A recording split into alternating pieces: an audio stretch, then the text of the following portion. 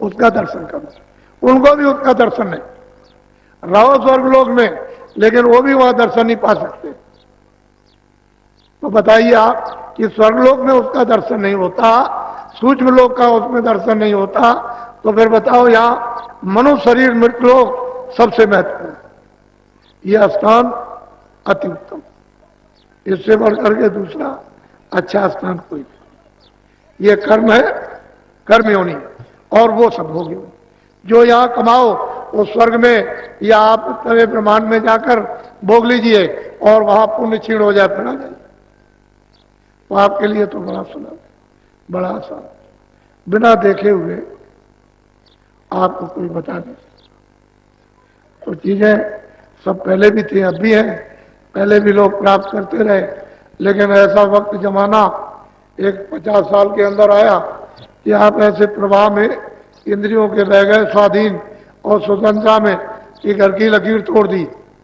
बच्चों ने, देवियों ने, पुरुषों, समाज की तोड़ दी, जातियों की तोड़ दी, धर्म की तोड़ दी, राजपाट की तोड़ दी, सबकी लकीर। नहीं तो ये पहले सब अपनी अपनी लकीर में रहते थे। तो इसलिए जनता बिल्कुल स्वच्छ और साफ, निर्मल और नेक रहती थी, अच्छी रहती थी, मनुष्य बनकर, और सब में दया थी, सब में रहम था।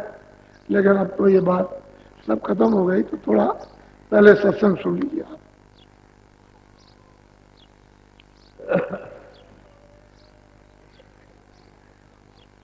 साते गुरु खोजोरी प्यारी, जगत में दुर्लभ रतन यही। कहते हैं कि नर नारी, बच्चे बच्चियों बहुत प्यार से महापुरुष समझाते हैं कि तुम सदगुरु को खोजो।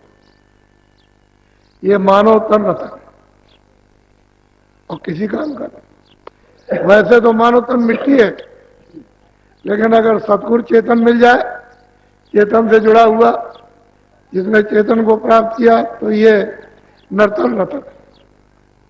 इसकी कीमत कुछ ऐसा अमूलक है। तो कहते हैं कि भाई तुम मतलब है सदगुरु की खोज करो। और क्या करो? कहते हैं उससे प्रेम करो, तो तुम्हारा ये शरीर रतन अमूलक, और अभी कोड़ियों के बदले में भी इसकी कुछ कीमत नहीं है। तुमको 500 रुपए में खरीद ले, 5000 खरीदे, 200 रुपए में खरीद ले, तुम अपने आप को बिकने को तैयार हो, कोड़ियों के बदले में भी नहीं, और फिर आप किसी में भी नहीं खरीदे जा सकते।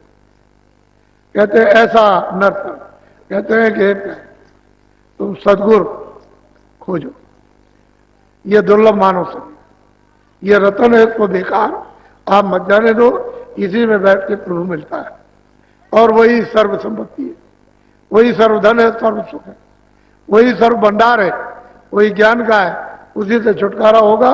नहीं तो ऐसे जन्मते और मरते न मालूम कितने अनगिनत युग बीत गए, अभी तक तो छुटकारा हुआ नहीं। तो बहुत प्यार से वो समझाते हैं कि तुमको करना क्या है। पहले सदगुरु की खोज, कहीं मिले, मुसलमान में मिल जाए, तो मिल जाए, काला हो, सांवला हो, जैसा हो, वो मिलना चाहिए। तुम उसको काला सांवला जात पात का मत देखो। कहते हैं मोल करो तलवार का, पड़ी रहे दो म्यान। अरे म्यान का क्या करते हो? तलवार का मोल। ज्ञान का मोल करो। अरे वो खोल का क्या करते हो? जो काला है, सांवला है, गोरा है, ये सफेद है, ये ऐसा है, वैसा है, कोई गेरू है, कोई लाल है, कोई पीला है, कोई सफेद है, कुछ नहीं। उस ज्ञान का मोल करो। तुमको अपने घर में जाना है, उसका मोल करो। ऐसा सौदा करो कि मानो रतन आपका ये काम में आ जाए और जीवात्मा घर पे वापस पहुंच जाए। बोलो। जिन पर मेहर दया सते गुरु की, उनको दरस दई। कहते जिन पर सदगुरु की दया मेहर दया दृष्टि है, उनको तो दर्शन मिलेगा ही, मिलता है, मिलेगा। और जिनके ऊपर संत सदगुरु पूरे की दया नहीं है, वो कुछ नहीं पा सकते। वो ये रतन शरीर हाथ से चला जाएगा। आखिर किनारे पर आ गए हो किसी का 2 बरस, किसी का 10 बरस, किसी का 5 बरस, किसी का 20 बरस। जिस दिन से तुम माँ के गर्भ से बाहर निकले हो उसी दिन से आयु घटने लगी।